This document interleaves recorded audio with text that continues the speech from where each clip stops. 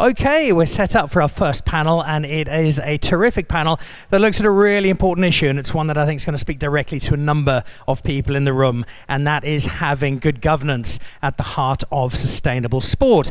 And we've once again got the perfect person to deliver that. Head of Legal and Governance at MTR, also a past president of the Hong Kong Governance Institute, but far more importantly, a board member at Hong Kong China Rugby. Very excited to have her with us to take us through our first panel of the day. Jill Mellor, a very warm welcome.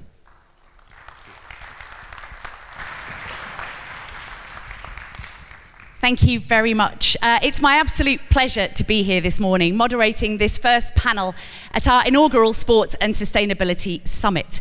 And it's brilliant that so many of you are here because you're interested in the link between sport and sustainability, or sport and ESG. But given that it's Wednesday of Sevens week, I can see a few of you out there thinking, why on earth have they started with the G? Couldn't governance just have been dealt with in a little side room somewhere after lunch when we're all taking a little snooze? And so it's my job over the next 50 minutes with my panelists to convince you that if you want to get sustainability or ESG right for your organizations, you absolutely have to start with the G. Now, governance is quite a difficult, challenging topic, I think. It's multifaceted. It's quite difficult to pin down and come up with a good description of. And it's often wrongly, in my opinion, associated with the corporate world.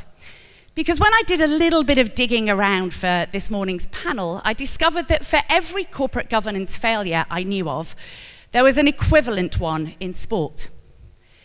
So at the most egregious end of the spectrum, you have bribery and corruption, lots of companies that have been done for bribing officials, clients to try and grow their businesses. In sport, we obviously had the scandal around FIFA and the hosting arrangements for the previous 2 Football World Cups. From a financial irregularity perspective, on the left there you've got the poster boy for bad corporate governance, Enron, an audit committee made up of the great and the good, who either weren't getting the information they needed, weren't digging sufficiently into the details of it, or just didn't care, were turning a blind eye. And then on the right-hand side in the Premier League at the moment, we have clubs with the threats of points being deducted, of relegation, because of failure to comply with the financial fair play rules. When you look at integrity, in the world of financial services, we've had interest rate fixing, currency rate fixing. In sport, unfortunately, we do from time to time see match fixing. On sexual harassment, Harvey Weinstein, you all know the story. He's now in prison, his business is no more. And in the world of sport, we very sadly saw what happened in USA Gymnastics and in Hockey Canada, where they were criticised for setting up a fund which was partly made up of player registration fees, which was used to settle 21 sexual misconduct claims over a 3-decade period.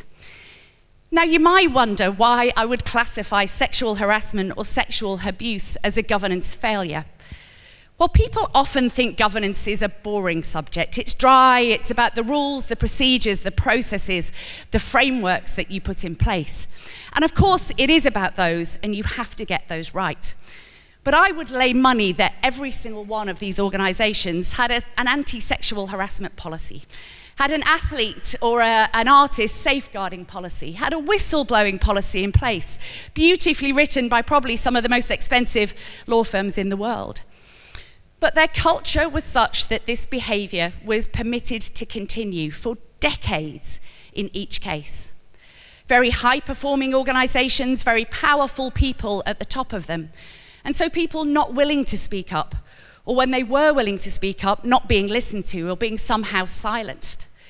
So to me, the culture of an organization is just as important from a governance perspective as your rules, your procedures, your processes. And sticking with governance, my last example, the story of Uber and of Travis Kalanick.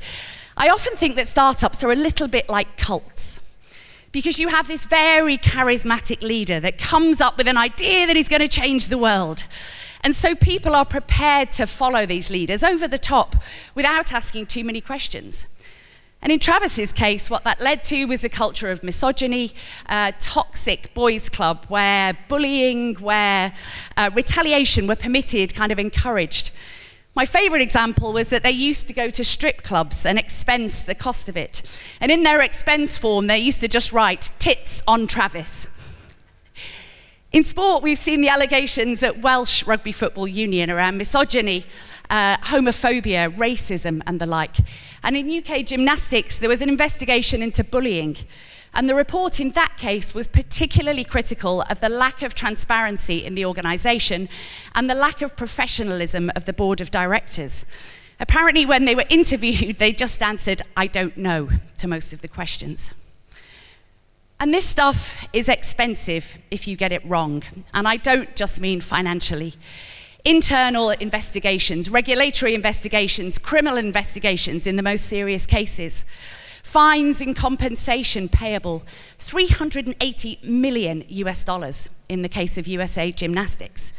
Senior people losing their roles. In the Hockey Canada case, the entire board was fired. Travis is no longer the chief executive of the company which he founded. Of course, reputational impact, reputations in tatters, fans, sponsors running for the exits. And let's not forget the impact on the athletes. And so with that, I would like to invite my fabulous panel up to join me to answer the way more difficult question of what good governance looks like and what steps we can all take to improve the governance of our organisations. And so can I please welcome to the stage the Honourable Kenneth Fok, Vice President of the Sports Federation and Olympic Committee of Hong Kong, China. Ada Milby, who is an Executive Board Member of World Rugby, an Executive Committee Member of Asia Rugby, and the President of Philippines Rugby.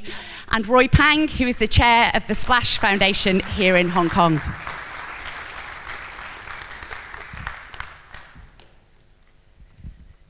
Well, good morning, everyone, and fantastic to have you here with me this morning. Good morning, Jill. Good morning. And let's start, if we may, with that difficult question of what good governance looks like. And perhaps I can ask each panellist, what is your definition of good governance? And what would you say was the most important aspect of governance? If there's one thing that a sports organisation can get right or must get right, what would that be? Kenneth, maybe I can start with you.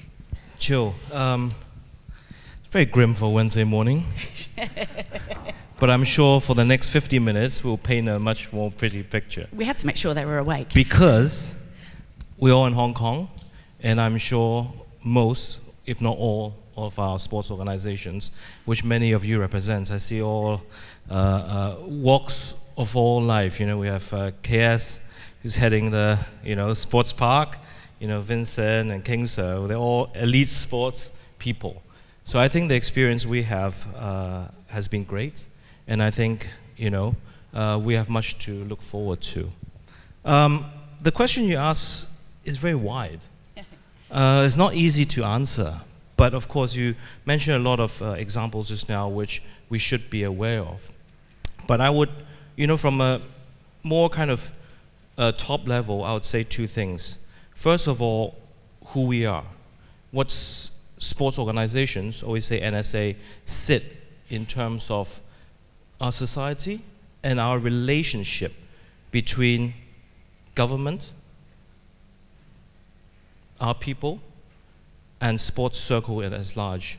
So you mentioned Boys Club. I don't, of course, with our NSA, sports organization, our ultimate goal is to further development of elite sports and to train elite athletes and to hopefully get good results on the world stage. But let's not forget that in the end of the day, we're actually a public body. So not unlike government, we're also in charge of the distribution of public resources.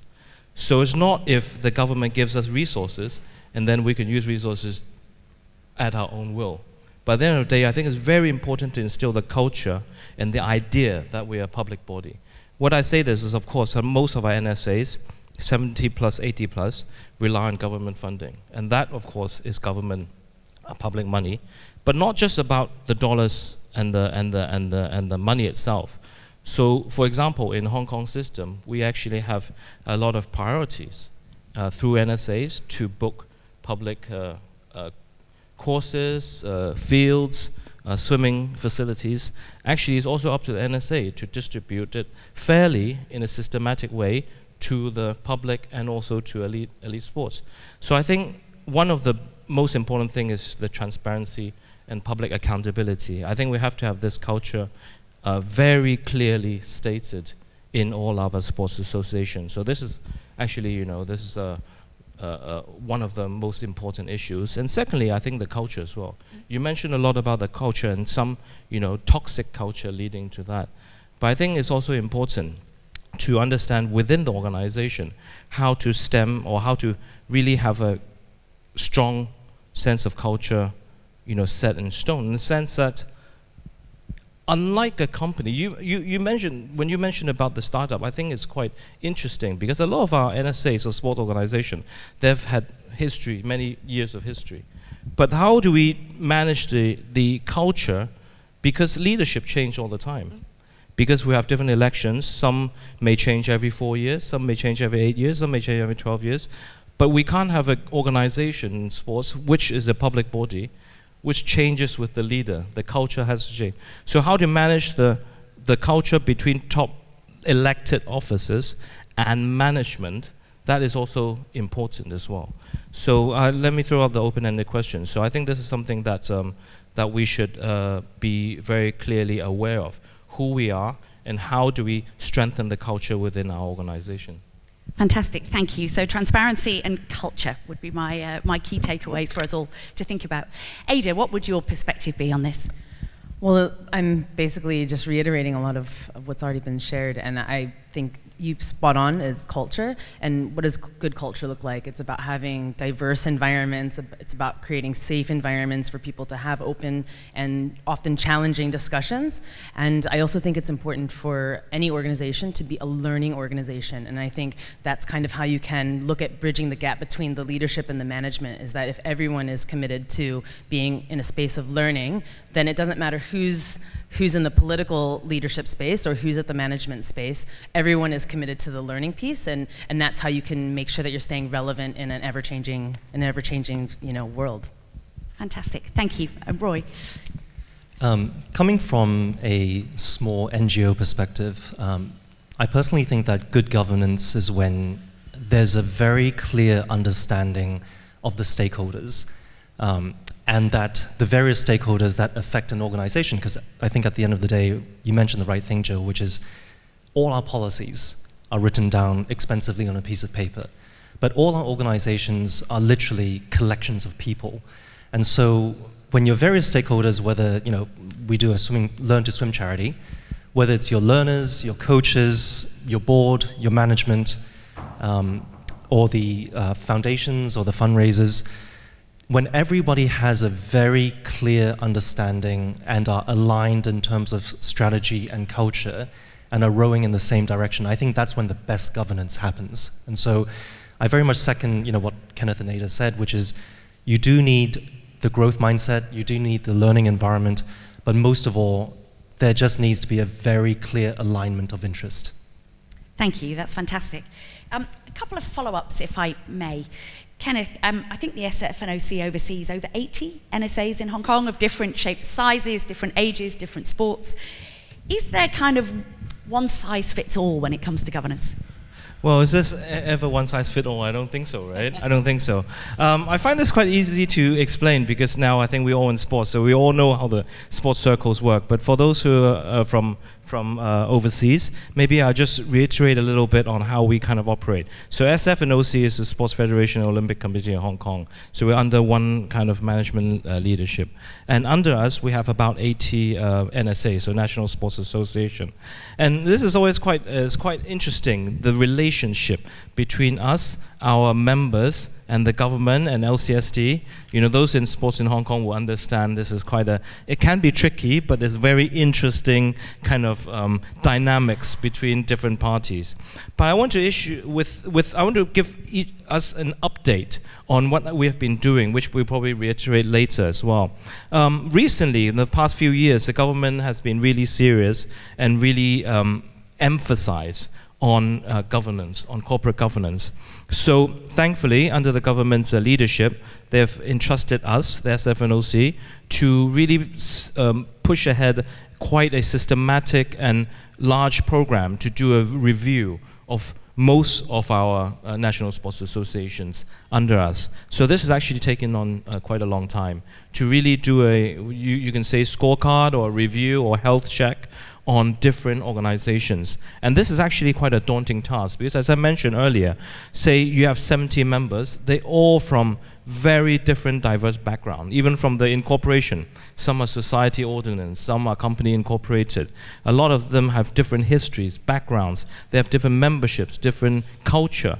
So it's quite an interesting exercise, and I think it will be important for us and also for the government to really know where each other are, and not to criticize, but more important is to know where we can be doing better moving forward.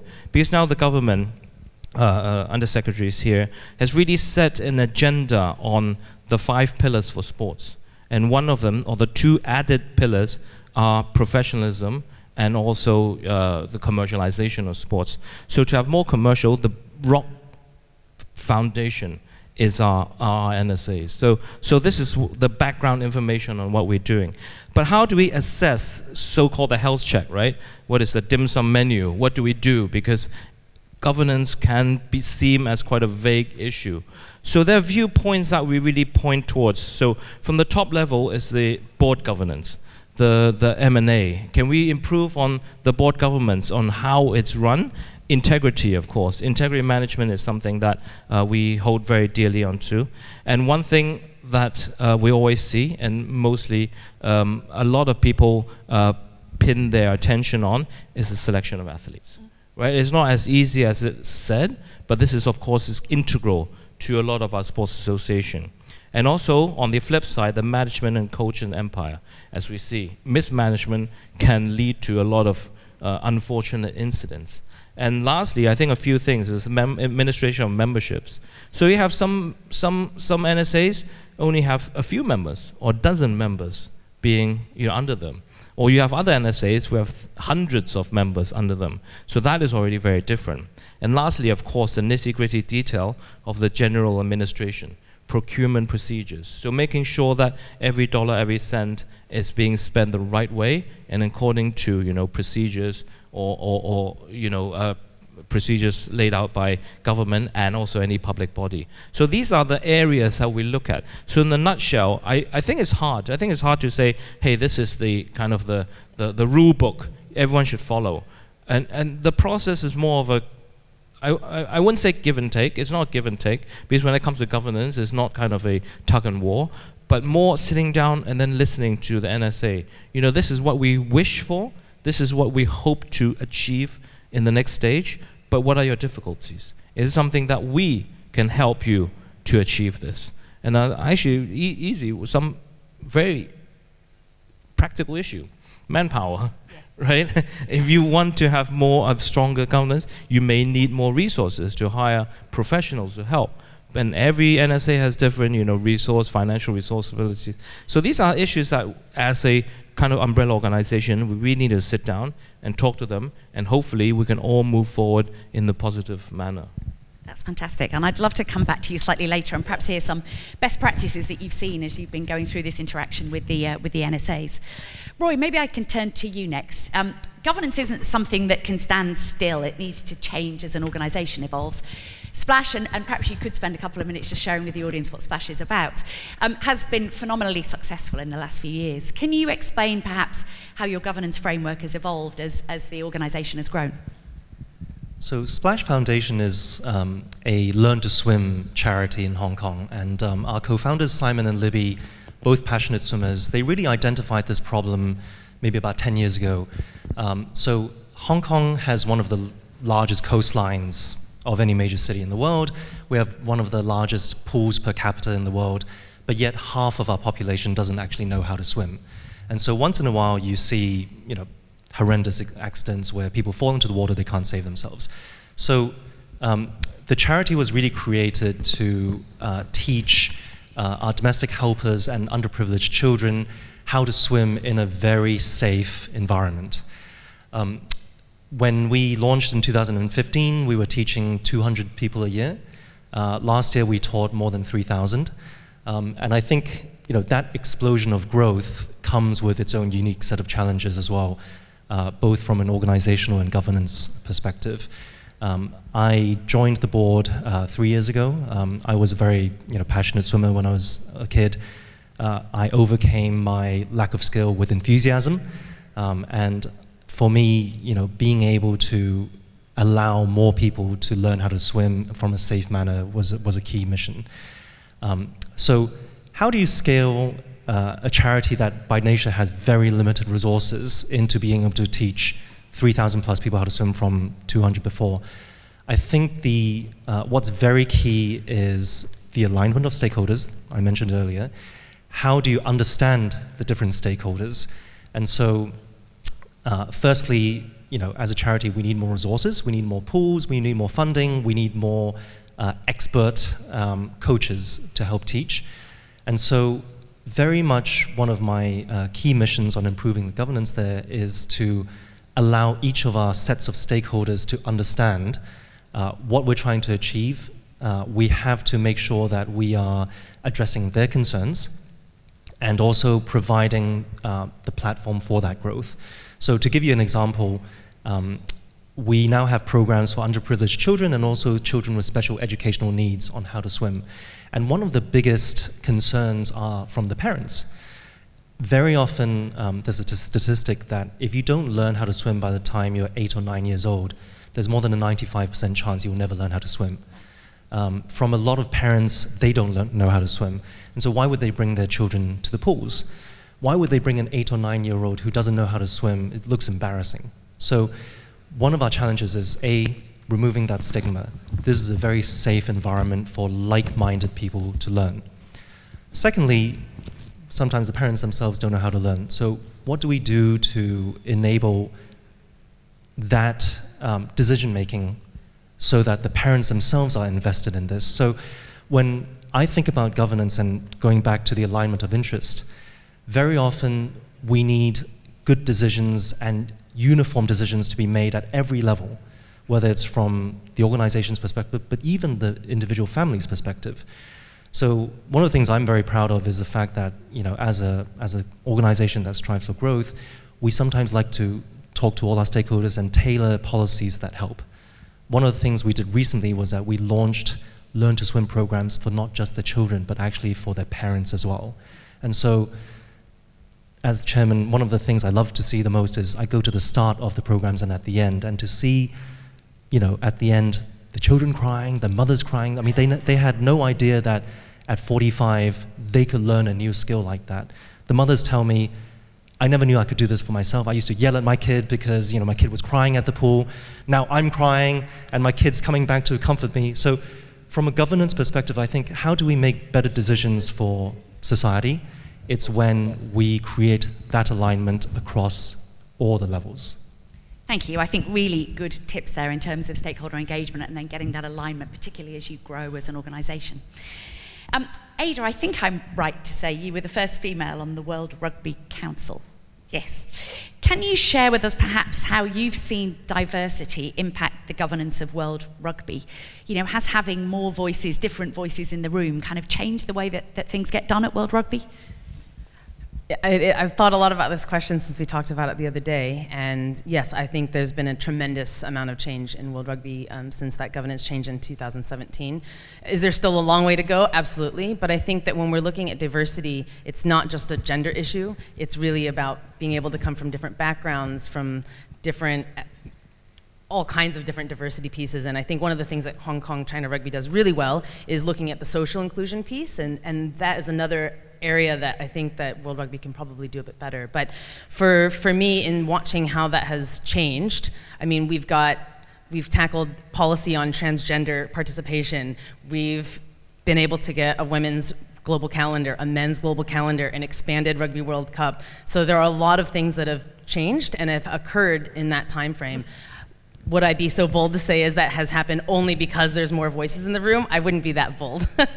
But to know that I think that there is a significant impact by having more voices in the room to be able to have, again, some of those more difficult, tricky conversations that maybe otherwise wouldn't have been had without having that diversity. Yeah, thank you. I think it's one of the brilliant things about sport is the people that are involved in it are generally incredibly passionate about it. But that also brings a challenge because from a kind of room full of perspectives, they're often all standing in the same corner. So I think that point about just having those different voices is fantastic. I'd like to move on next, and Kenneth, you've already started talking about this a little bit, to discuss what each of your organisations has done to drive good governance in your organisations, but also in the broader areas in which you influence. So, Kenneth, you've touched on some of the work that SFNOC has been doing, and I know you've been working with the ICAC as well to better promote governance. So perhaps if you could share a little bit more about that work, and I'd love to hear, any best practice examples that you've seen come out of NSAs in Hong Kong that we could share today. A few issues, I think, that are, concrete. Some on the drawing boards, and I think it would be good to share this occasion. As we say earlier, it was, I think, a few years ago where the government, empowered us to do this review. So this is kind of the first step to improve governance across the board in the sporting field. So this is kind of, as I mentioned earlier, a health check issue. But I think personally, from my view, as an umbrella organization with 70 or 80 NSAs, it's not just about if you don't this, then we'll do this to you. Kind of, it's not parenting. It's not all stick. Yeah, I think it's important to give more encouragement, and I think the second step is education is very important. And for those who live in Hong Kong, we'll know the story of ICAC. Of course, in the 60s and 70s.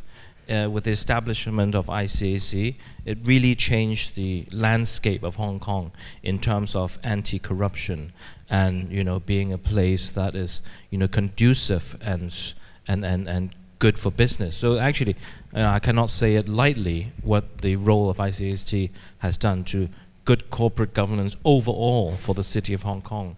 So in the same step, I'm very happy to say that they are very willing and very, they're also looking at the sporting field too.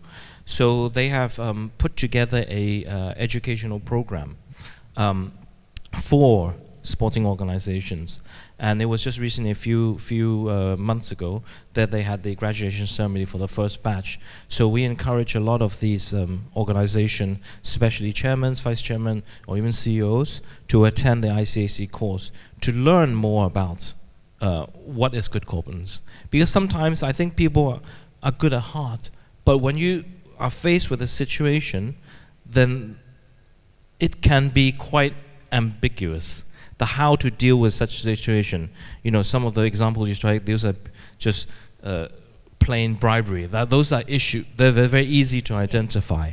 But there are other issues, very smaller issues, such as procurement. What is conflict of interest? If I know Roy for 20 years, does it mean that his company can't participate in our our procurement or work? So these things are quite ambiguous to say. The line can be very blurred. And other issues such as you mentioned, equal opportunities, complaint handling, whistleblowing policies. How do you deal with these issues? It's very easy to just brush them aside and say, then we'll deal with this later. But how to judge the sense of urgency, how to judge the sense of relevance. So these are things that it's very important toolkits to have for those on the front line who face these issues day to day. And having said that, I think thirdly, we have also beefed up our own manpower and our ability to handle complaint cases. Previously, a lot of the cases, the NSAs might deal with a lot of these complaints internally. But I think for us, it's also important to have an outside mechanism to be able to follow up on these cases in addition to NSA's internal procedure as well. So as SFNOC, we have also set up a team to also engage with potential complaints and also athlete issues as well. So it's not just parenting, but I think trying to get the whole system all set up so that different stakeholders are also protected. And lastly, this is a bit further down the line, and this is what I've been pushing as well. It's the matter of sports arbitration. It's quite interesting, and I think Hong Kong has a niche in the field of sports arbitration. So we have had initial discussions with the government, especially with the Chief Justice, to eventually maybe set up a sports arbitration center in Hong Kong. There's already an international arbitration center being set up in the old police quarter in Wan Chai, but that's overall business. But sports arbitration, as we move forward to professionalism and commercialization, the disputes would inevitably occur. So can Hong Kong be ahead of the curve and really be the center of sports dispute resolution for the region, not just for Hong Kong itself? We have common law system, we have very strong legal backbone. So this is something further down the line, but we're keeping our sights on it. And I think also, it's also about different parties getting together and resolving issues. Yes. I think that's a great idea. Any lawyers in the room, I'm sure their ears are pricking up, thinking how they can make a business out of that. Ada, would you like to share, please, a little bit about what either World Rugby, Asia Rugby, or Philippines Rugby are doing to improve governance? And I know when we spoke, a particular area of interest for you was around player welfare, which in rugby is a very important issue, all contact sport. So I'd love to hear a little bit more about that as well. Well, at World Rugby level, there's a continuous process in place for review and governance improvement. There was one, I think, just 2 years ago, and so there were some pretty key recommendations that came out of that. And I think what's really important about any international governing body is that when you set the standard, it creates the space for others to then follow. So in the case of creating more spaces for women on council, then Asia Rugby then followed suit, and I know other regions and unions then created space for more women on their boards, and so it has a really cascading effect, and I think that that's really, really great to see when the international body is the one that sets that standard. And I think maybe it's also because of my experience specifically at World Rugby that has created the opportunity for me to take those learnings back to my own union. And so even though we're a very, very small union, we're able to take the professional standards of an international governing body or a regional association and to be able to implement that into what we do. And so we're doing constitutional reviews. We're looking at how we can do external board reviews. We're looking at how we can make sure we're streamlining our efficiencies. And so even though our staff is less than 20 people, we are able to look at it from the professionalism of an organization that has 200 people. And I think the scalability of whether you're a small NGO with 5 to 10 people or you're a massive organization, the principles of good governance still apply. I think that's fantastic. That point about the trickle-down effect, if we get this right at the global level, at the national level, then it really impacts and improves governance for everybody. Roy, maybe you could talk again a little bit about Splash, but I don't know, for example, whether you work with other NGOs in Hong Kong with a view to overall improving NGO governance. And one issue I'd like you to pick up on, when we chatted last week, you had some fantastic insights about the importance of building an engaged board to support the governance of an organisation. Thank you. I think one of the most important functions of a chairman of any board is making sure that there is a very engaged board where discussions can be robust, but most importantly, respectful at the same time. So one of the things I love about putting a board together is this idea of commonality, but also diversity as well. So whether it's rugby or swimming or any type of sport, I think the board should be united by similar goals, similar values, similar passions. So for Splash itself, all of our board members are very passionate swimmers, and a lot of us are also volunteer coaches as well. So not only do we swim ourselves, we actually support Splash by actually teaching the children and the domestic helpers themselves. But on the diversity point, I think it's also very important for different directors to bring different skill sets to the table. But all of this in a very trusting and trustworthy manner. So when the founders and I sort of try to, recruit new board members to our board, we very much look at the individual's integrity, but also the individual's level of trust and trustworthiness. So we very much value the doing by participating ethos. One of the things Splash does every year is that we host a 45-kilometer around Hong Kong Island swim. So this goes back to sort of Hong Kong being an incredible place, full of incredible opportunity. So last year we had 5 relay teams swimming around Hong Kong Island 45 kilometers. Each swimmer did 30 minutes each, and then we cycled. We had 2 board members last year that did it. This year, we've actually recruited 2 extra board members who did it last year. And why do they want to do it? They want to join our board because they've seen it, they've gone and seen our classes, and they realize that they have a unique skill set, whether it's legal, accounting, finance, risk management. And by having participated in this, by having seen the process, they now realize that they have a lot to contribute and they want to do it. So from my perspective, I think building an engaged board requires deep passion, deep commitment, but also this understanding that I'm not just here to make this up on my CV, I'm not just here to make up the numbers. I want to come in and really contribute. That's fantastic, and I think that notion of getting board members out of the boardroom and into the sea, down by the side of the pitch, is so incredibly important. For me, as an independent director of Hong Kong China Rugby, I've followed rugby, but I've certainly had an awful lot to learn, and it's been great for me to get out and about and find out more about the sport. Fantastic initiatives going on across all organisations in terms of improving governance, but it's not always easy.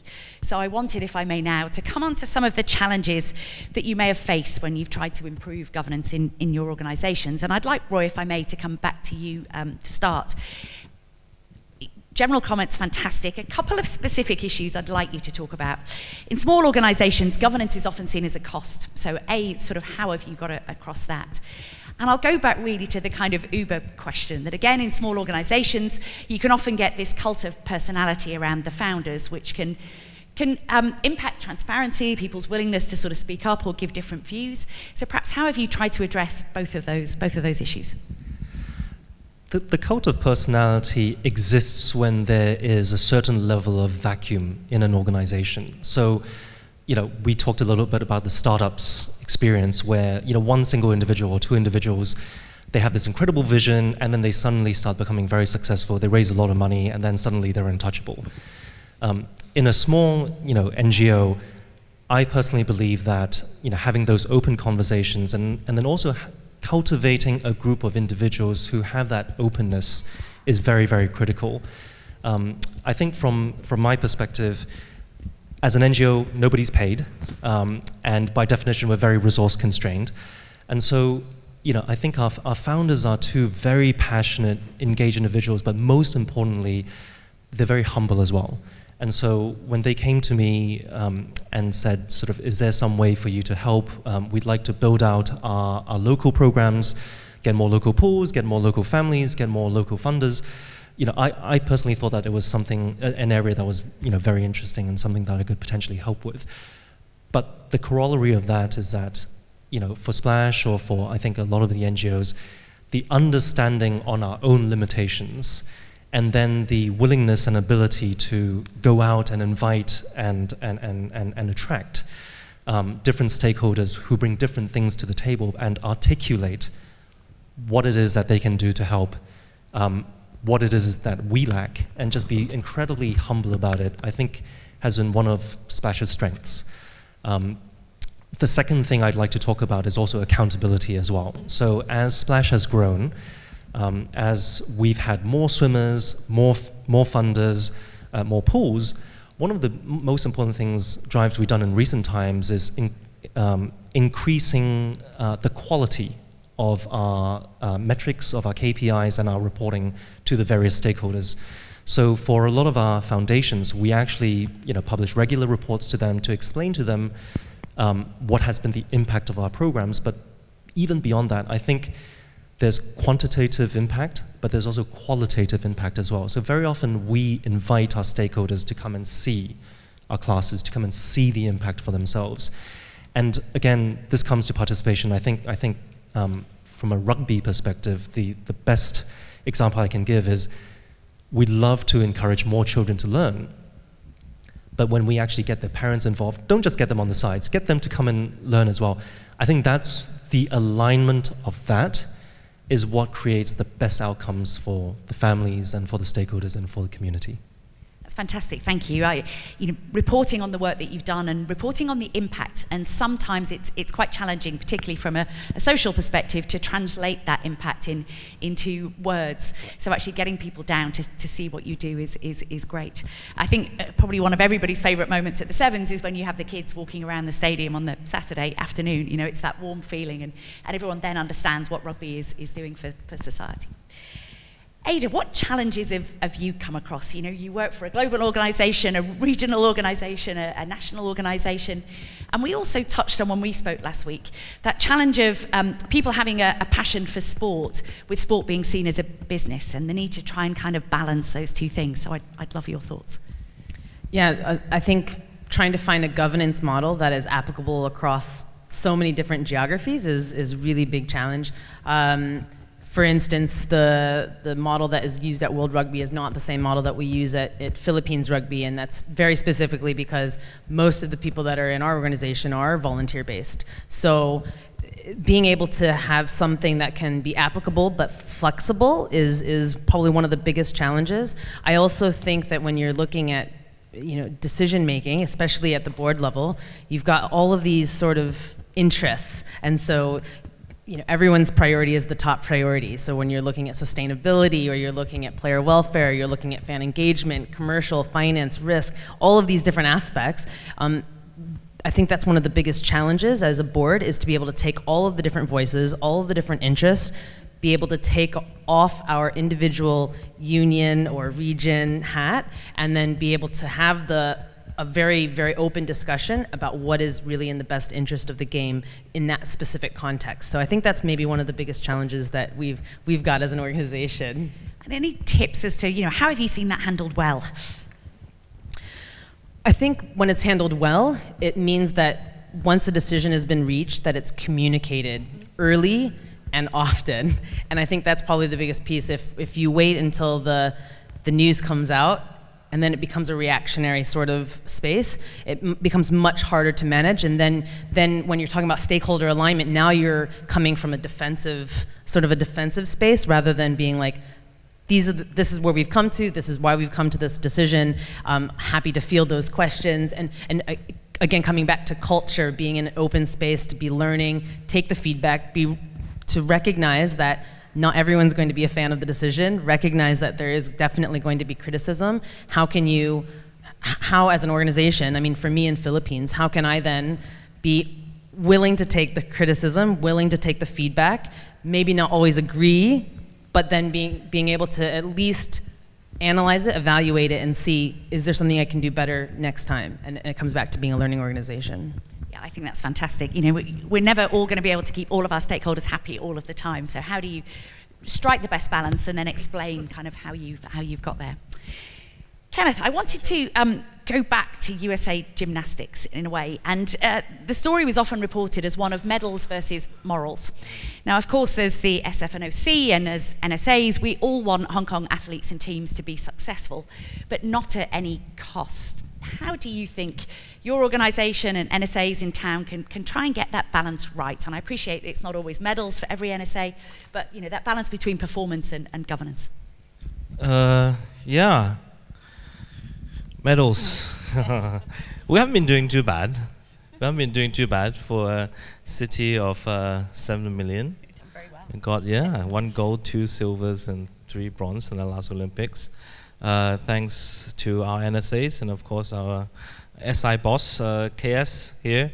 So I think we are lucky in Hong Kong. I think first of all, I used to also sit on the board in SI, so we have a very it's a great relationship between SFNOC, Sports Institute, and the NSA. So it's kind of like a tripod that holds up the elite sports development in Hong Kong. So I won't see performance and welfare as opposite sides, because as we know, the SI has done an excellent job in looking after athletes' welfare overall.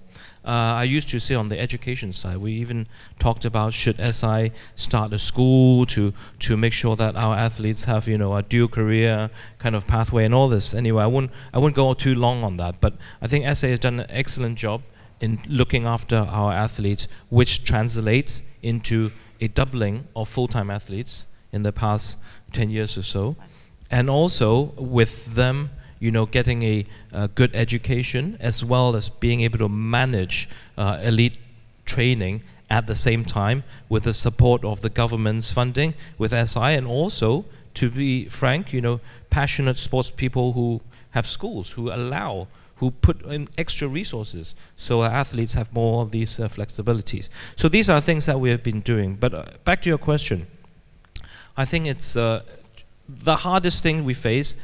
It's human nature not to change.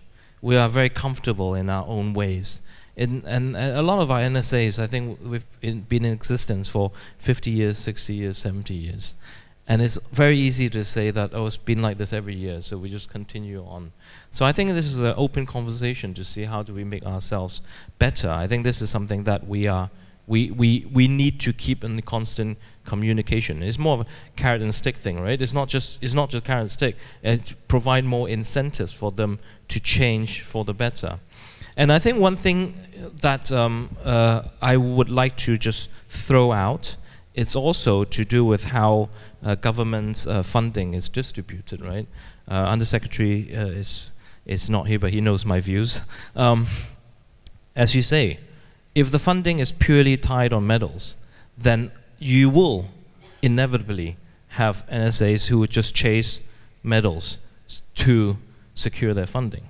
So you see a lot of different countries or countries, they do it slightly different. I'm not saying here which is better or which is worse, but I think it's worth having a conversation to have different matrix on how public resources is distributed for the development of sports.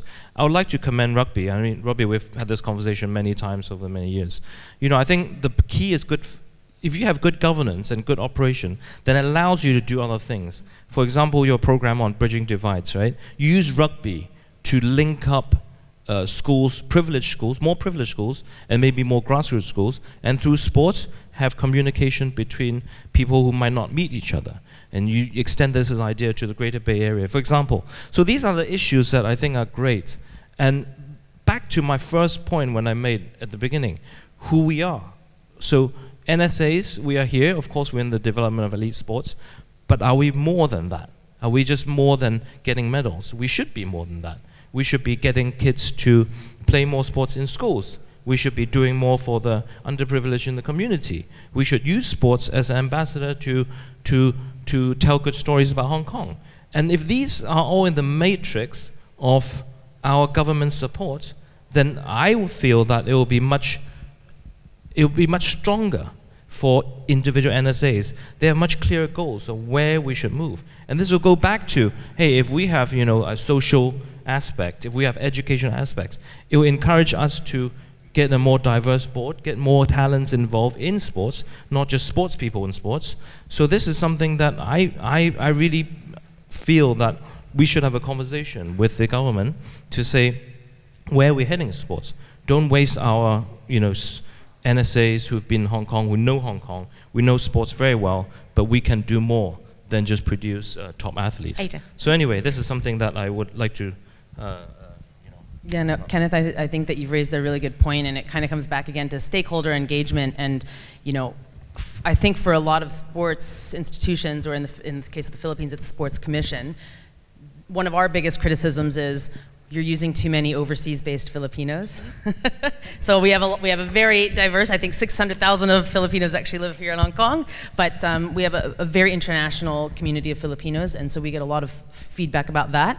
And so when the emphasis is on medals and not necessarily on sort of the broader aspect of development or the broader aspect of player welfare and development, that's where you can end up having those divisive sort of conversations. But in the Philippines, we've actually been able to use it as a bridging way to get alignment with the government funding to say, well, we know that we still need to be able to have performance, and at the end of the day, we should have high-performing teams, but we also want to make sure that we're bridging the divide. So instead of, for us, we have a new program called the Rising Stars program, and in order to be eligible for that, you must be domestically based in the Philippines. And so, and we've been able to basically have the conversation with the Sports Commission to say, come on this journey with us for the next 4 years. It's not something that's going to happen overnight, but it will help accelerate the program. And so that has actually helped us unlock funding by finding a balance between performance and sort of development and the player welfare aspect. And I think that's the answer, isn't it? It's hopefully not a versus, it's how do we find that balance. Look, I have lots more I would love to ask you guys, but I do want to leave a few minutes for questions from anyone here with us today. So open up to questions from the floor. There are mics going around, so if anyone does have a question, please raise your hand and we'll get a microphone to you. Sure, I must commend you. Amazing timing. I'm sure you've done this many times. I know you have a hard stop at 12 o'clock, so getting us there. Any questions from anyone? Great, one at the front here.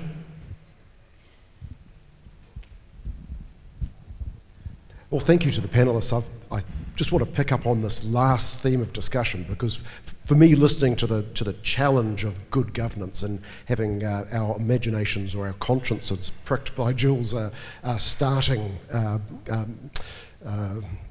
pictures of both corporate failures of governance and sports failures. I mean, I'm going to put a provocative question back onto that last point, and I think you've partly answered it. But the question is, for the high performance part of it, where we are incentivising our sports, because we all love sports and we love kids participating in sports, but a quirk of human nature is we like winners. In fact, we love winners, right? And a competitive part of our human nature is to go for winning. So getting this balance piece right, and you've just started to talk about it, I think is important, but each one of those critical failures, whether it was a corporate failure, they were winners making lots of money. And those sports team failures, those terrible things that have happened in various sports, behind them though were years and years of success. Clearly then, a lot of blind eyes being turned to great sins or greatly bad things happening. How is good governance ever going to get over this terrible, it's not terrible, but this human nature part of wanting to support winners, especially at the high performance area? If somebody's winning, how are you going to drag them back? We've had some part of the answers there around sort of like triple bottom line, sort of looking at it. But are there any things you can see that we could actually do more, or Hong Kong could be a leader on, to really nail that part and tie the balance of the good of sport to also promoting winning, but not winning at all costs? Thanks. Ada, is this something you want to kick off on? And I'm sure others will add. This is a conversation that will definitely need more than 5 minutes to tackle. Please, you have the floor. No, yeah, I think you're spot on, and it's a conversation that's been having for ages, and I think that, unfortunately, having some of the situations that we've seen in examples of bad governance, that does spark the conversations for other organizations to take it on and say, how do we get in front of this?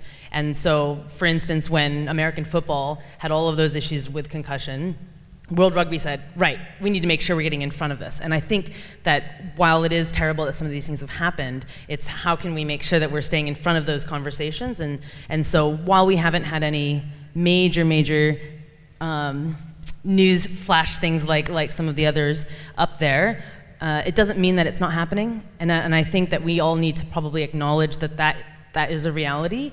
And so how can we make sure that we are continuing to institute the policies not just being on the shelves? How can we make sure we're educating? How can we make sure that we're getting everybody on board with it?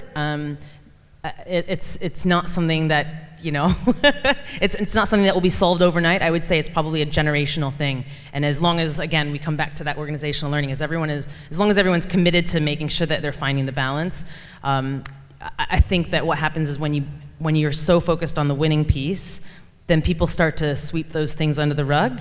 And so when it is really well implemented in an organization, then you have strong whistleblowing policies, you have strong complaint mechanisms in place. And so those are the things that actually will allow it. So for those who are maybe swept up in some of the hype, you've got enough knowledge around to know that there are other mechanisms in place for that to be called out and actioned appropriately.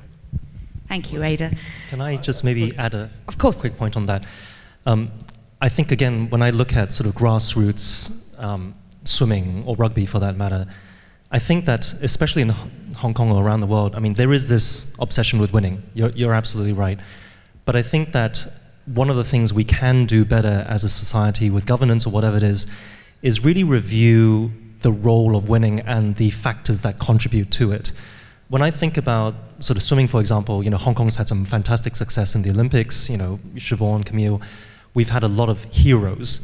Right? And sometimes we have a culture where the elite coaches feel that their key performance indicator is if I can produce the next Siobhan, if I can produce the next Camille.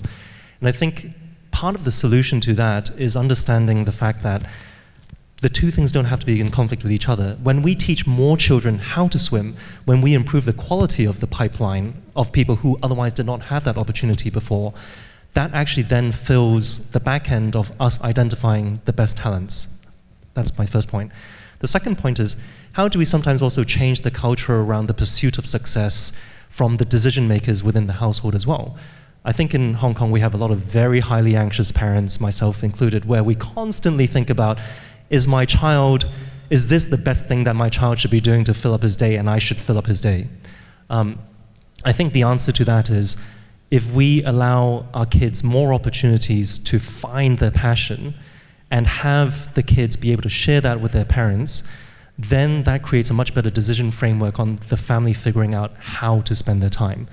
You know, I think when we become a lot more tolerant and understanding of what is going on within the household and by extension going on within the competitive world, that's when the best decisions are actually made.